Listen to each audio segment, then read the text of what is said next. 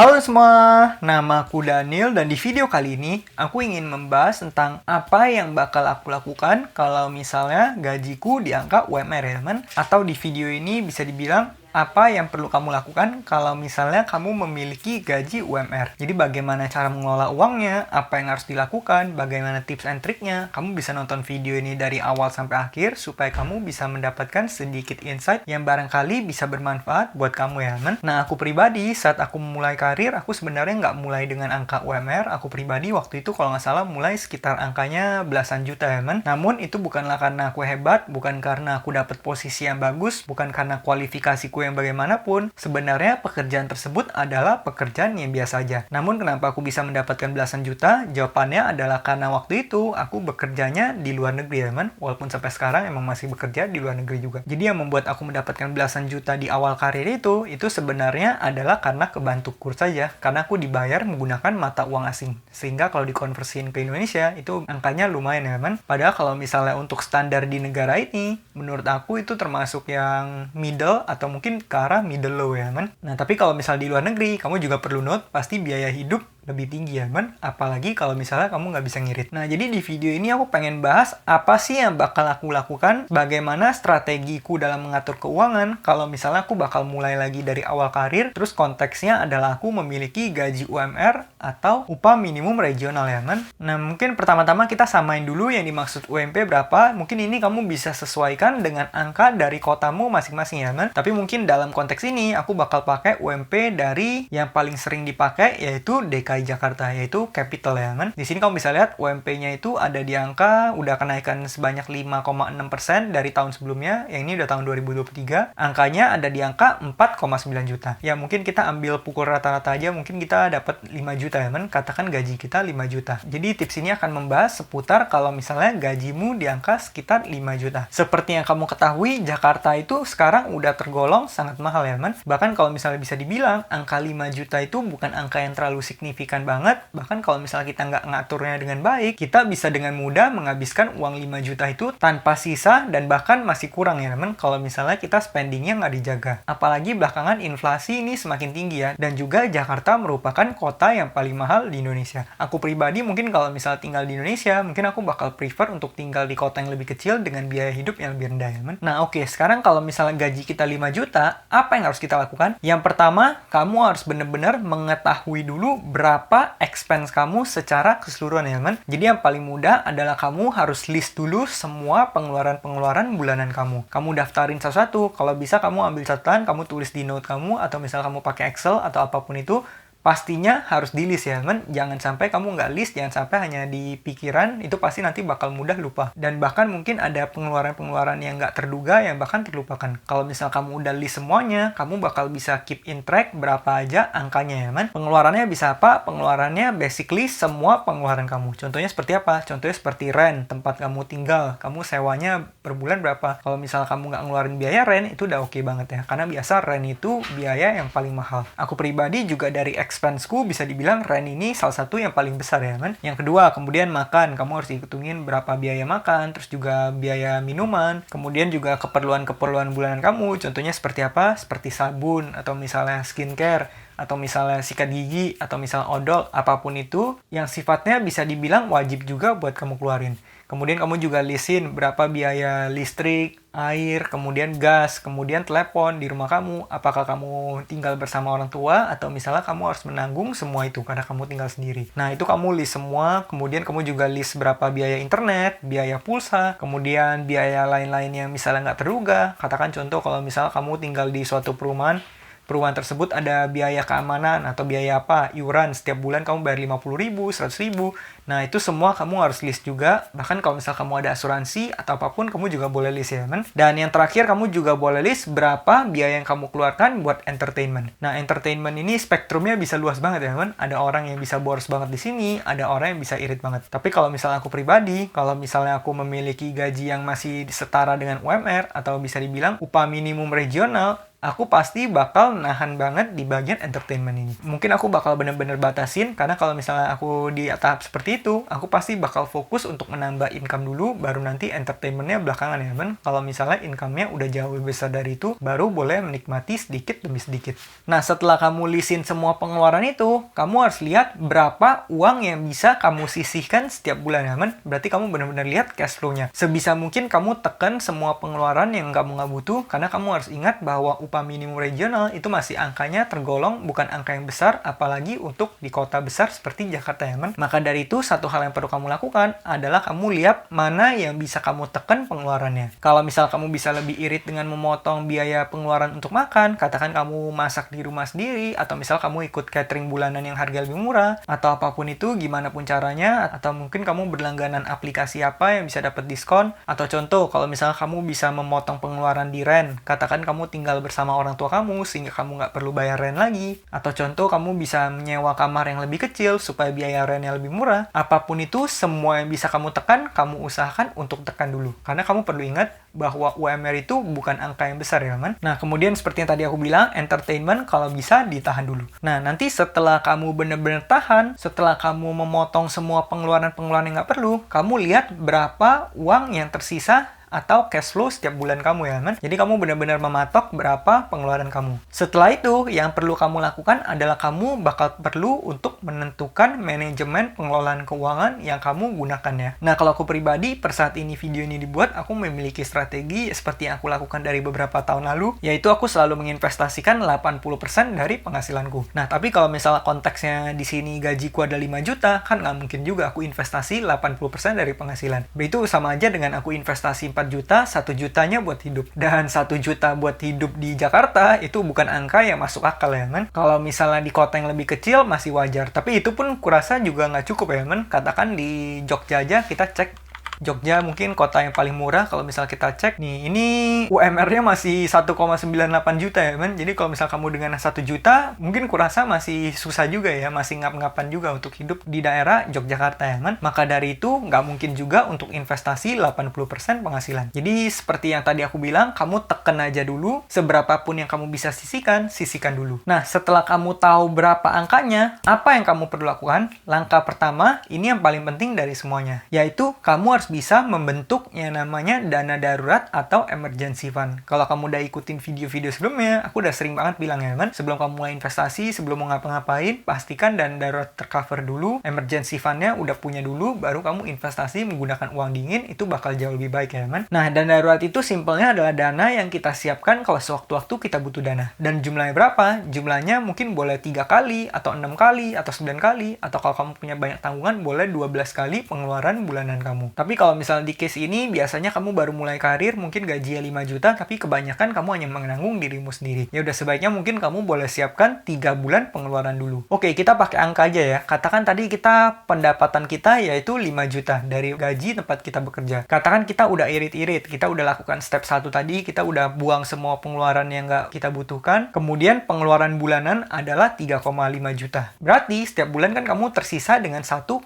juta. Nah, 1,5 juta itu apa yang harus kamu lakukan? Kamu harus kumpulin bulan demi bulan 1,5 juta itu sampai membentuk angka dan darurat kamu. Katakan kalau dalam case ini kan ceritanya kamu pengeluarannya 3,5 juta. Berapa dan darurat kamu? Dan darurat kamu katakan 3 bulan pengeluaran kamu. Ya udah, tinggal 3,5 kamu kalikan dengan 3 berarti 10,5 juta. Artinya apa? Artinya kamu harus menyiapkan 10 juta atau 10,5 juta untuk ditaruh di dana darurat kamu sebagai emergency fund kalau sewaktu-waktu kamu butuh dana. Jadi setiap bulan kamu sisihin 1,5 juta itu, setiap bulan kamu tabung terus 1,5 jutanya sampai 1,5 juta itu terkumpul menjadi 10 juta ya kan. Berarti mungkin sekitar beberapa bulan ya, mungkin bakal sekitar makan 7 bulan. Nah, itu nggak apa-apa, selama 7 bulan itu kamu fokus untuk membangun dana darurat dulu. Nah, kalau misal kamu tanya dana darurat mau ditaruh di mana, aku pribadi bilang bebas ya kan, kamu boleh taruh dimanapun, tapi sebaiknya yang sifatnya liquid dan bisa ditarik kapanpun. Rekomendasiku pribadi, kamu boleh taruh di reksadana pasar uang, ataupun kalau misalnya pengen taruhnya di yang lebih liquid lagi, lagi, boleh juga taruh di bank digital ya teman. Aku pribadi, aku biasa menggunakan Cbank, Neobank, dan beberapa bank digital lainnya. Kamu boleh cek ke bagian playlist yang ada di channel ini, aku udah sering review, dan juga kadang aku menunjukkan hasil passive income harian yang bisa didapat ya teman. Kalau misalnya mau ditaruh di RDPU, itu juga boleh. Mungkin resikonya bisa dibilang lebih rendah lagi. Tujuannya apa? Tujuannya ya supaya paling nggak uang kita bisa sedikit menahan inflasi ya. Karena kalau misalnya diemin aja, kan nanti tergerus inflasi. Kalau misalnya kita taruh di situ, mungkin masih dapat return beberapa persen. Katakan di Cbank, mungkin net-net kita dapat 4% per tahun. Setidaknya ya bisa nalang inflasi, udah lumayan banget. Kalau misalnya nanti dananya nggak pakai ya kan.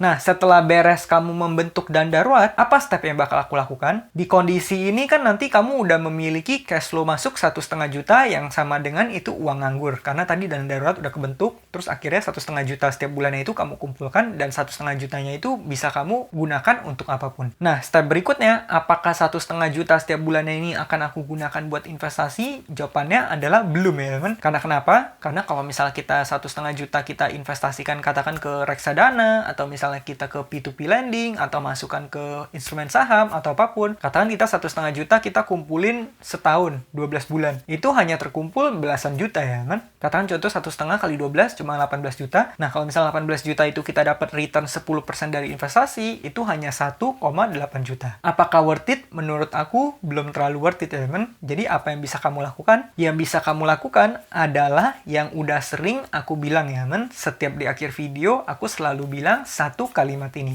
Bahkan kalau misalnya kamu cek di homepage channel YouTube-ku, itu udah ditulis gede-gede di bagian banner channelnya, yaitu invest in yourself ya kan. The best investment you can make is investment in yourself. The more you learn, the more you earn. Artinya kamu investasi ke dirimu sendiri dulu. Apa tujuannya? Tujuannya untuk bisa memperbesar income kamu ya kan. Karena kalau misalnya kamu udah invest ke diri sendiri, itu kamu nanti bisa meningkatkan income. Income udah naik, otomatis kamu bisa menginvestasikan uang lebih banyak, pertumbuhan aset lebih cepat, passive income-nya lebih besar, dan akhirnya nanti menggulungnya bakal jauh lebih oke. Nah, gimana cara invest in yourself? Ini caranya ada banyak banget ya kan. Ini basically kamu kasih makanan ke otak kamu.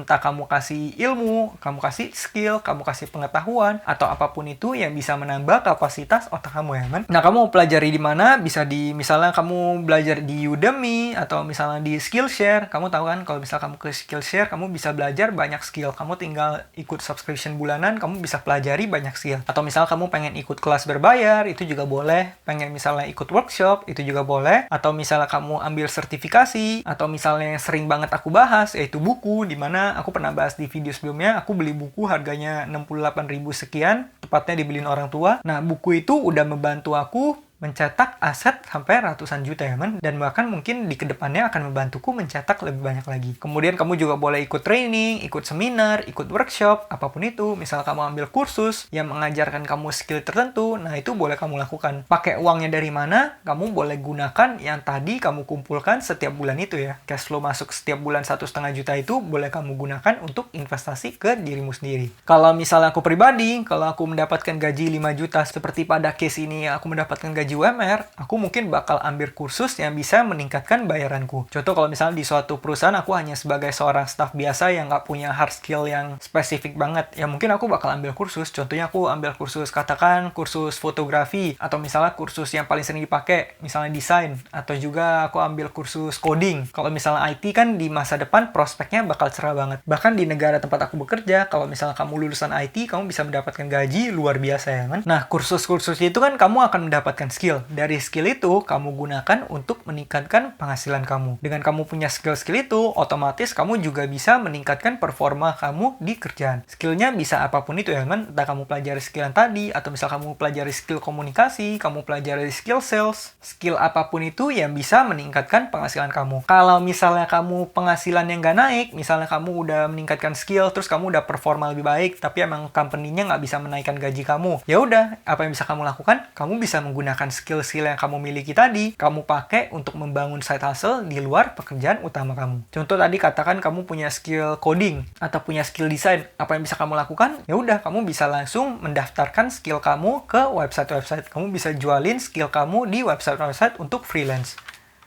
Contoh aku buka beberapa website untuk freelance yang bisa kamu akses. Katakan ini, contohnya mungkin Fiverr. Kamu mungkin tahu Fiverr. Kemudian Freelancer, kemudian juga Fastwork, kemudian Upwork. Nah, kalau misalnya kamu punya skill, kamu bisa daftarkan diri kamu tinggal tunjukin portofolio kamu tunjukin apa yang kamu jual di sini, jasa apa yang kamu tawarkan, kemampuan apa yang bisa kamu jual, kamu tinggal jual, langsung listin aja di situ. Kamu tinggal berusaha untuk mencari klien dan juga mencetak deal pertamamu ya, teman. Aku pribadi masih belum menggunakan situs-situs ini, tapi kalau misal kamu punya skill, kamu bisa taruh skill kamu listingin di sini. Nanti orang bisa memesan jasa freelance dari kamu ya, teman. Dan otomatis dari sana kamu akan mendapatkan penghasilan tambahan. Katakan tadi gaji kamu 5 juta, terus ke pengeluaran kamu 3,5 juta. Nah, bisa jadi kalau misalnya side hustle kamu ngasilin uang, kamu bisa meningkatkan income kamu. Katakan side hustle kamu ngasilin 3 juta. Kalau misalnya seperti itu, kan otomatis income bulanan kamu dari 5 juta menjadi 8 juta. Nah, pengeluaran kamu tahan. Pengeluaran kamu tetap diangkat 3,5 juta. Kemudian, setiap bulan kamu bisa investasi 4,5 juta. Kalau misalnya pengeluaran atau gaya hidup pengen naikinnya sedikit aja. Mungkin pengeluaran kamu dari 3,5 jadi 4 juta. 500 ribunya buat entertainment atau apapun itu. Sisanya, kamu tabung ya, men. 4 juta kamu tabung setiap bulan. Dan kemudian setelah kamu lakukan itu selama berbulan-bulan, aset kamu udah bertumbuh, katakan kamu udah bekerja selama 1 tahun, 12 bulan kali 4. Nanti tabungan kamu mungkin udah sekitar 40-50 juta. Setelah punya 50 juta itu, kamu gunakan lagi, kamu cari cara gimana 50 jutanya itu kamu bisa entah putarin ke bisnis, kamu beli barang kamu jual lagi, atau misalnya kamu buka bisnis kecil-kecilan, atau apapun itu yang bisa meningkatkan income kamu lagi ya, man. Nanti kalau misalnya income-nya udah meningkat, otomatis lebih banyak uang yang bisa kamu investasikan, dan nanti ke belakangnya menggulungnya bakal semakin besar. Nah, kenapa aku lakukan hal seperti ini? Ini karena kalau misalnya dari awal kamu langsung investasi, walaupun modalnya belum banyak, itu nanti ngegulungnya bakal lama banget ya, men. Katakan tadi kamu per bulan nabung 1,5 juta, per tahun 18 juta. Kalau kamu dapat 10%, itu hanya 1,8 juta. Sedangkan kalau misal kamu lakukan rekomendasiku yang kedua ini, kamu bisa mendapatkan langsung 50 juta di tahun itu ya, men. Setelah kamu punya skill dan kamu bisa menjual skill tersebut. Dan nanti di kebelakang-belakangnya, otomatis kamu bisa meningkatkan penghasilan kamu lagi, karena kamu udah punya skillnya ya, kan? Tak bisa kamu buka agency, atau misalnya kamu menjualkan jasa kamu, atau misal kamu menjualkan jasa konsultasi, apapun itu, nanti kamu ke belakangnya bakal bisa meningkatkan income-mu lagi ya, kan? Oke, berikutnya, kamu juga perlu pelajari 2 skill ini. Kalau misalnya gajiku UMR, aku bakal mungkin fokus banget untuk mempelajari 2 hal ini, yaitu skill apa? Skill yang pertama adalah skill komunikasi, yang kedua adalah skill jualan. Dengan kamu punya 2 skill ini, kamu nggak bakal kesusahan untuk cari uang ya, kan? Karena bisa dibilang kedua skill ini adalah skill yang dibutuhkan hampir di semua bidang. Komunikasi, mau kamu bidang apapun itu, pada akhirnya kamu butuh komunikasi ya, kan? Bayangin kalau misalnya kamu punya komunikasi yang bagus, kamu bisa melakukan storytelling yang bagus, kamu punya kemampuan untuk public speaking, kalau misalnya kamu udah bisa melakukan itu, apapun yang kamu lakukan, otomatis bakal lebih powerful lagi ya, men. Dan aku cukup yakin, gak bakal susah untuk kamu bisa menghasilkan uang kalau kamu udah menguasai skill komunikasi, dan juga yang kedua adalah skill menjual. Karena pada dasarnya di dunia ini, semua hal itu tentang menjual ya, men. Bahkan kamu mencari pekerjaan, itu sama aja kamu menjual diri kamu. Kamu menjual skill kamu. Seberapa mampu kamu menjual skill yang kamu miliki untuk perusahaan supaya bisa meng-hire kamu, kemudian seberapa jago kamu negosiasi untuk bisa mendapatkan bayaran yang sesuai dengan kamu. Itu kembali lagi ke yang tadi, skill komunikasi juga. Makanya bisa dibilang kedua skill ini adalah skill yang penting banget. Bahkan kalau misal kamu penghasilan yang udah besar pun, gak ada salahnya juga kamu tetap mempertajam 2 skill ini ya, man. Karena ini skill yang dibutuhkan banget untuk bidang apapun yang kamu tekuni. Nah, mungkin itu aja tips-tips yang aku bisa berikan buat teman-teman semua yang baru memulai karir dengan gaji UMR. Dan kamu nggak perlu khawatir selama kamu punya kemauan untuk terus berusaha, kemauan untuk terus belajar, kemauan untuk improve diri kamu terus-menerus. Aku cukup yakin 5 juta itu hanya angka yang sementara. Di kedepannya, kamu akan menghasilkan jauh lebih banyak lagi. Apalagi buat kamu yang masih awal-awal karir ya, teman. Mungkin di tahun pertama kamu hanya menghasilkan 5 juta. Tapi nanti tahun kedua, tahun ketiga, tahun ke-10, tahun ke-20, angkanya akan terus eksponensial dan pada suatu hari kamu akan bisa menghasilkan jauh lebih besar dari angka 5 juta itu, teman. Asalkan kamu punya kemauan untuk improve diri sendiri terus menjadi 1% lebih baik setiap harinya. Dan juga selalu yang aku tekankan tadi, yaitu investasi pada diri sendiri. Invest in yourself. Sebagai manusia, kita nggak boleh berhenti yang namanya belajar ya, man. Nah, mungkin sekian aja pembahasanku pada kali ini. Semoga video ini bermanfaat. Bagi kamu yang pengen belajar investasi, boleh cek videoku yang lainnya. Akhir kata, jangan lupa untuk selalu invest in yourself. Sampai jumpa di video berikutnya. Bye!